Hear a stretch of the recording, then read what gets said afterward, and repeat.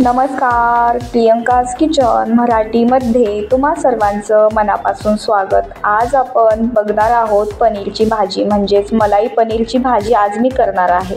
मलाई पनीरची भाजी बनवण्यासाठी मी इथे 2 मीडियम साईजचे कांदे कापून घेतले आहेत। 4-5 काजू घेतलेले आहेत, काजूने भाजीला टेस्ट छान येते। 4-5 लसणाच्या पाकळ्या, 2 मीडियम साईजचे टोमॅटो कापून घेतलेले आहेत आणि 1 वाटी मलाई पनीर घेतला आहे। सर्व काही चिरून झालं की मस्त असं मलाई पनीर तुम्हाला बटरमध्ये फ्राय करून घ्यायचं आहे। चला आता पनीरच्या भाजीसाठी मलाई पनीर मी फ्राय करून घेतला आहे बटरमध्ये। आता मिक्सरच्या भांड्यामध्ये तुम्हाला 2 मीडियम साईजचे कांदे, 2 मीडियम साईजचे टोमॅटो आणि 7 ते 8 लसणाच्या पाकळ्या आणि टेस्ट वाढण्यासाठी मी ते काजू घेतलेली आहेत। वरून कोथिंबीर टाकून छान मिक्सरचं टोपण लावून मसाला बारीक करून घ्यायचा आहे। आता ज्या कढईमध्ये आपण बटर फ्राय केलं त्याच कढईमध्ये तुम्हाला 2 पळी तेल टाकायचं आहे। तेल टाकल्यानंतर मिक्सरमध्ये छान असं बारीक मसाला वाटून घेतलेला आहे तो याच्यामध्ये ॲड करायचा आहे। तेलामध्ये मस्त असा मसाला लालसर भाजून घ्यायचा आहे। तुम्हाला लालसर मसाला भाजेपर्यंत छान मस्त असं हलवत राहायचं आहे।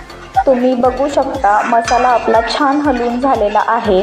मसाला लालसर भाजला की त्यामध्ये तुम्हाला 1 चमचाभर हळद टाकायची आहे, 1 चमचाभर लाल तिखट आणि 1 चमचाभर तुम्हाला काळं तिखट टाकायचं आहे।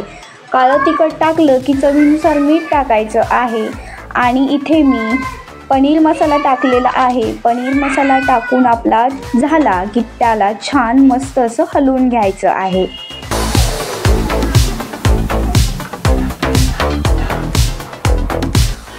मस्त असा मसाला मी हलवून घेतला आहे। आता पनीरच्या भाजीमध्ये गरम केलेलं पाणी मी टाकलेलं आहे। थोडंसंच पाणी टाकायचं, ग्रेव्ही छान होते आणि पनीरच्या भाजीमध्ये सुद्धा टेस्ट छान लागते। मी थोडीशीच ग्रेव्ही इथे ठेवणार आहे, तुम्हाला जर मग वाढवायची असेल तर तुम्ही वाढवू देखील शकता। आता आपल्या ग्रेव्हीला छान अशी उकळी आलेली आहे। मलाई पनीर मी फ्राय केलेलं आहे बटरमध्ये, ते यामध्ये मी टाकून घेतलं आहे ग्रेव्हीमध्ये आणि छान अशी ग्रेव्ही तुम्हाला मस्त अशी पनीरची हलवून घ्यायची आहे।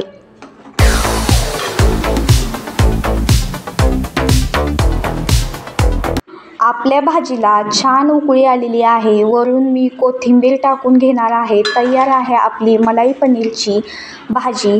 तुम्हाला ही रेसिपी कशी वाटली हे कमेंट बॉक्समध्ये नक्की कळवा। अशाच नवनवीन रेसिपीसाठी माझ्या चॅनलवरती नवीन असाल तर चॅनलला सबस्क्राईब नक्की करा। भेटूया अशाच नवनवीन रेसिपीसोबत, तोपर्यंत मस्त राहा, स्वस्त राहा आणि मेन म्हणजे खात राहा।